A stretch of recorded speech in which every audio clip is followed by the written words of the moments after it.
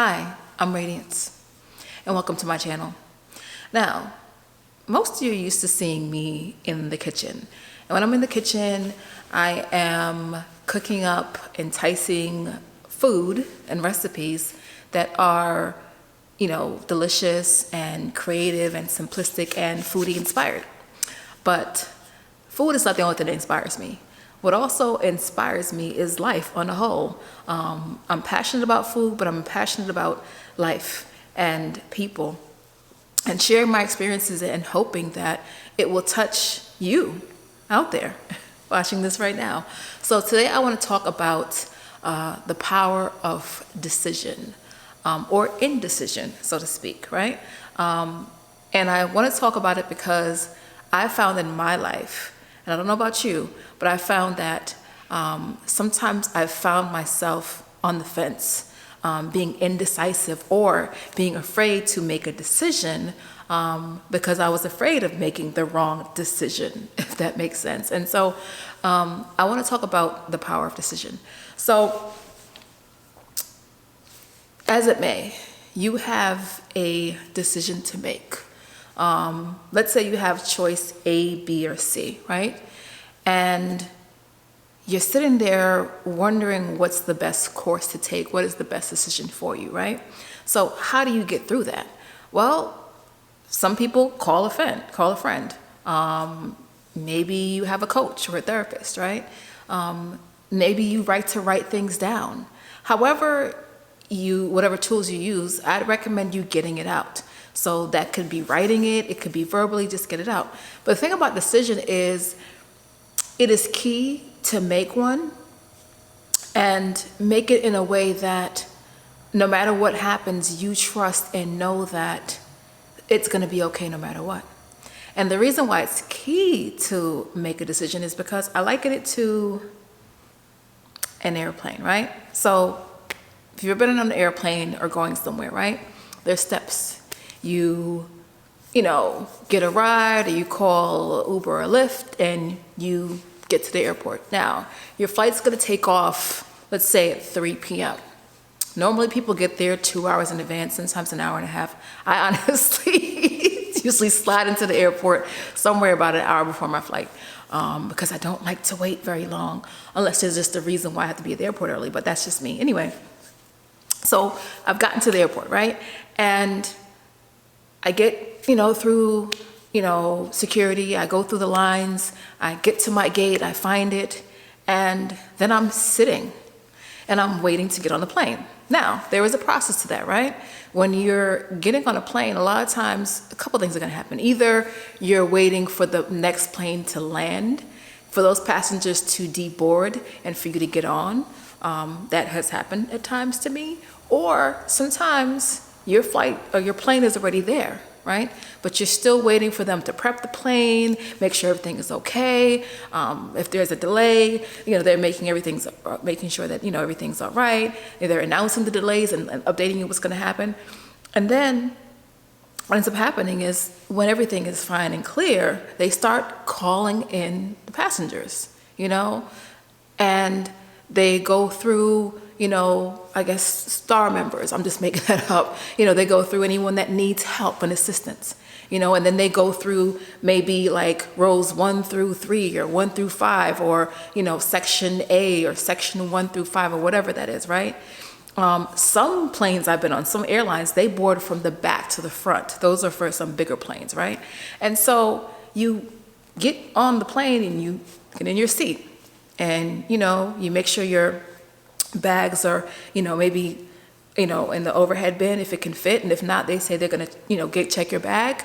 And then from there, you get secured in your seat and you put your seatbelt on, right? Make sure you got your pillow on and everything like that.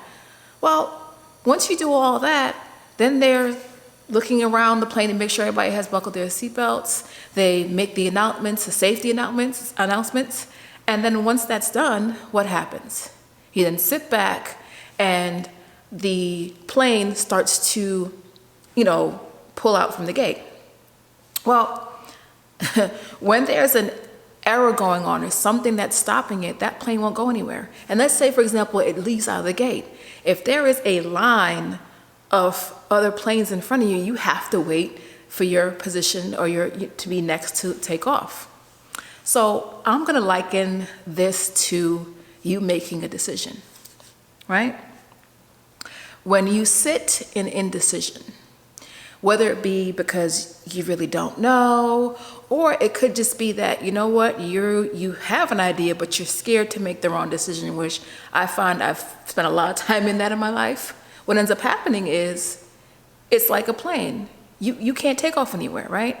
If the pilot never gets any actual map or directions, and doesn't know where he's going at that point, then, where is he going to be destination? Before that journey is made, he already knows, the takeoff point. He knows the altitude he's supposed to be at. He knows about the landing gear. He knows he's trained for this, right? And then he gets in the air and it's whatever time. And then on the other end of things, it's very key and important for him to also have the information of where to land. If for some reason there's bad weather going on, and I've actually had this circumstance happen to me, what's going to end up happening is the plane is going to circle. It's going to circle. I went to New York one time and that happened to me. I actually was coming from Atlanta, Georgia, and I was flying into New York City, and the plane in Atlanta was delayed because of weather further out where I was going. Isn't that interesting? And think about that. That's what happens to us. If you are indecisive, if you're uncertain, if you're not sure, sometimes the very thing that you want and desire, sometimes the things you're looking for can't come to you. That door can't open because guess what? You haven't made a decision yet, right? So the thing you want is there, but nothing can come to you, or it's not coming to you because you haven't decided. You're just like this. And so oftentimes when you are indecisive and you don't make a decision, you're actually stopping the natural flow and progression of what's next in your life. You're stopping that energy from moving, right? Because you're just there, right? I liken decision also to the plane that's in the air. What happened in that circumstance is when we finally took off in Atlanta after an hour and a half, 2 hours of delay, we're going along, everything is fine. There was some turbulence in the air. When we got to New York City, we ended up circling for a good while. I don't even know how long we were. We were up there for a while. And the reason being is because the weather was bad, but also we had to wait to get clearance to land. If you're indecisive, you're just like that plane again. You're basically just circling and circling and circling. And eventually, if that plane were to continue circling for a long period of time, you know what would happen? It would run out of gas. And then it would be in trouble, right? It would have to have an emergency landing or it would crash because there's only but so much fuel that I'm sure that they give these planes to make their journeys. And so when you also stand in indecision and you do it over a period of time, right? A couple of things happen. Your energy is drained, just like the gas on the plane, right? And you're wearing down and then you're circling and circling and circling like that plane and going nowhere. So I say all this to say, I encourage you to do what it takes to make a decision today to help yourself, to clear your mind. Because sometimes what also happens is when we sit in indecision a little bit too long, we end up stressed out and then we don't want to do anything. And then we're tired, and we don't have any motivation. And that's what will happen. That's what drains you. So I know it's not always easy to make certain decisions, right? But here's the thing about decisions. Once you make that decision, whatever that is, whatever comes next, you can always make another decision, right? You can course correct. You can change that. And if you can't change that one thing, you can do something else. And I'm sure you can make it better. You can edit it. You can do the next thing. There's always more. As long as you're here, right? There's always another way. There's always something else behind it. So I hope this video has been helpful. Thank you for joining me. If you've liked this video and it's been helpful, please like it, share it, subscribe to the channel for more insights, funny stories from my life with some inspiration thrown in there, as well as, I also share really delicious recipes and food videos as well. And yeah, click the link in my bio and join my free VIP group. Come on over there for more inspiration, more insights, more great recipes that are foodie inspired. And yeah, that's what I have for you today. So thank you so much for joining me.